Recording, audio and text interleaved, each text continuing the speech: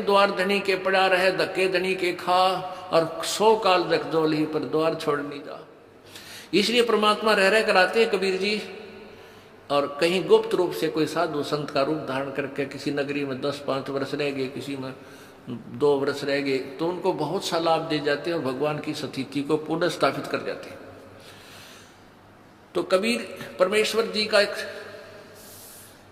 अब हम संत कहेंगे, वो थे मालिक ही, क्योंकि प्रारब्ध में परिवर्तन कबीर जी के अतिरिक्त तो कर ही नहीं सकता, या उसका कोई कृपा पात्र संत वो परमात्मा ही भेजता है।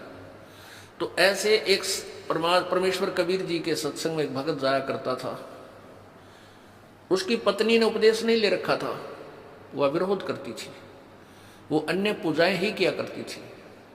उसकी पत्नी ने बताया था, उसकी पत्नी इन ज्योतिष वालों पर बड़ा विश्वास रखती थी।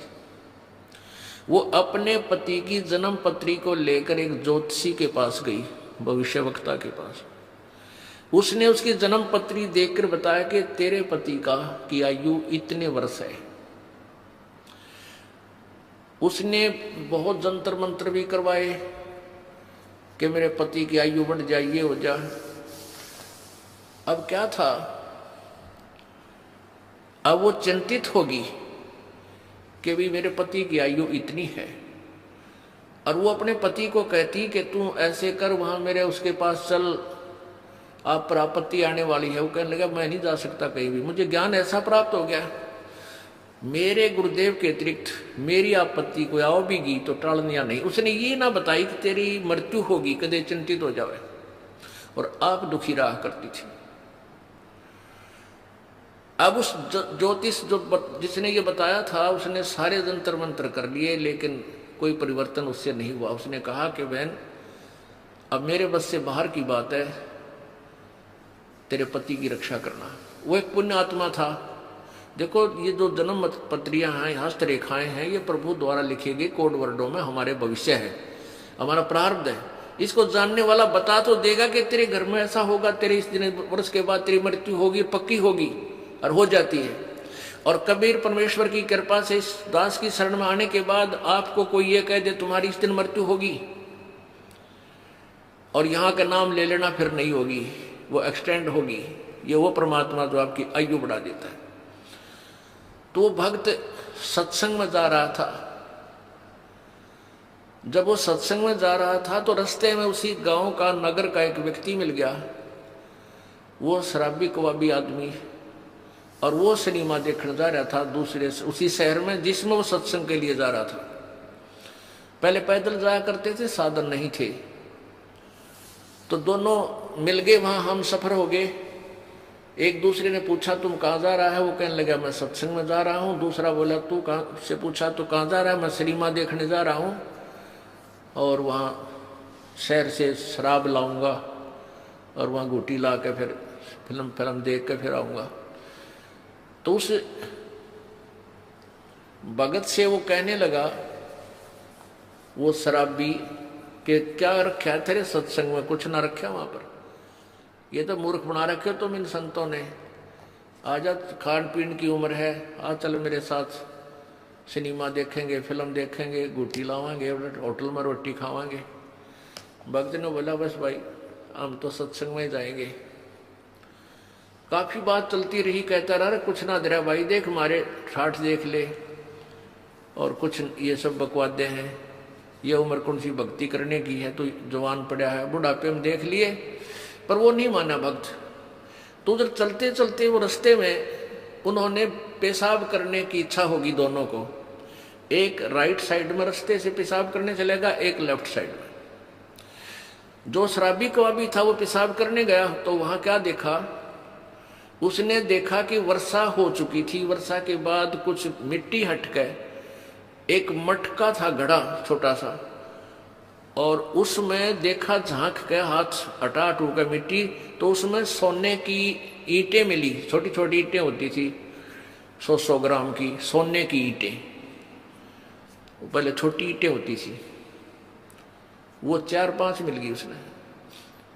यानी 4-5 का मतलब आधा किलो सोना, किलो आधा किलो सोना। आज तो बहुत महंगा है, उस समय सस्ता होते हुए भी कीमत बहुत थी उसकी। वो वापस आया जो लफंडर था, और उधर से भगत आया।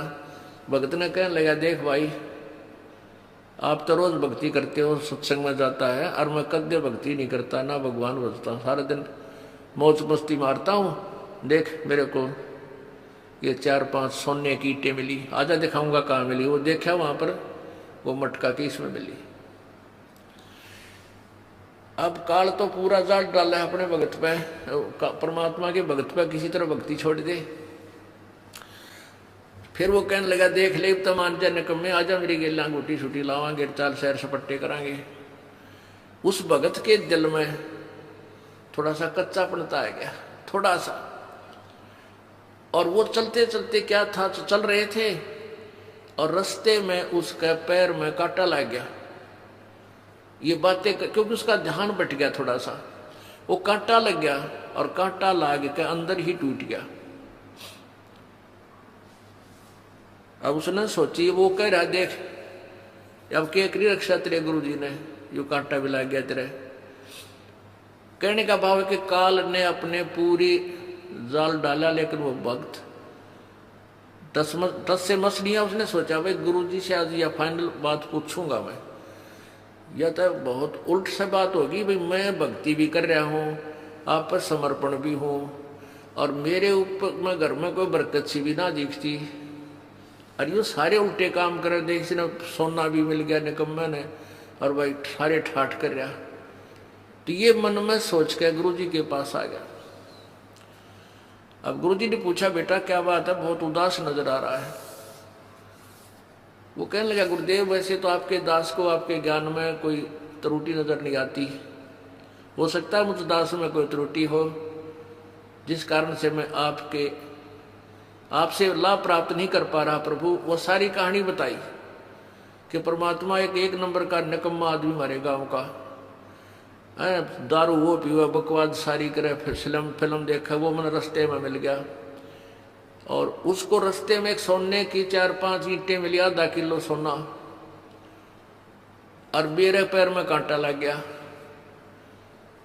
उसने मुझे बहुत डगमग करने की चेष्टा की, गुरुदेव हम भी जीव हैं, मेरे भी मन में थोड़ा सा खोट पैदा हो गया, मुझ पापी पर रक्षा दया करो दाता, ये क्या कारण है। तब उसने बताया, बेटा आज तेरी मृत्यु होनी थी, आज के बाद तेरा जीवन नहीं था, और वो निकम्मा अपना पिछली बैटरी चार्ज कर रहा था, वो खर्च रहा है, बर्बाद कर रहा है, उसके पास भविष्य में कुछ नहीं होगा। बेटा तेरी उम्र बढ़ गई, तेरे आज फाइनल तेरी फैसला था। आज कहते हैं द्वार धनी के पड़ा रहे, धक्के धनी के खा, और 100 काल जगजोल ही पर द्वार छोड़ नहीं जा। आज जब तू डगमग हो जाता, तेरी शाम पूरी नहीं होती, तू खत्म हो जाना था। आज तू पड़ा रहा, सच्चे दिल से लगा रहा, तो तू बच गया। अब वो अपने गुरुजी की एक एक बात पर विश्वास किया करता था। वापस आ गया करने, काटा कुटा वहां कटवा दिया, सब भगता निकाल दिया। अपनी पत्नी से आके कहने लगा कि आज मेरे गुरुदेव ने ये बताया कि आज मेरी मृत्यु होनी थी, और गुरु जी की भक्ति से, उसके नाम से, उनके आशीर्वाद से आज मेरा जीवन बच गया। उसकी पत्नी ने उसी समय उसको कहा कि सचमुच तेरे गुरु जी पूर्ण परमात्मा है। यो जन्म पत्री ले रही थी कि, लेकिन मैंने दिखाई थी एक जन्म पत्री कि इस वर्ष में तेरी मृत्यु थी, और मैंने सारे जंतर मंत्र करवा लिए थे। उस मेरे जिसके पास मैं जाती थी, उसने लास्ट में हाथ खड़ा कर दिया था कि मेरे बस की बात नहीं तेरे पति को बचाने की, और मैं बहुत चिंतित थी, रोया करती भगवान पड़कर भगवान के आगे। तो उसकी पत्नी ने भी उपदेश लिया, और वो बालक का फिर उन बच्चों का पूर्व अच्छा जीवन रहा, काफी लंबी आयु उसको प्राप्त हुई। तो इस प्रकार हमने अपने परमात्मा के ज्ञान पर ये विश्वास रखना पड़ेगा। इसमें थोड़ा धीरज धैर्य की आवश्यकता है, जल्दी नहीं मचावे। आप ये वीडियो YouTube पर देख रहे हैं तो हमारे चैनल को सब्सक्राइब करें और बेल आइकन को दबाना ना भूलें।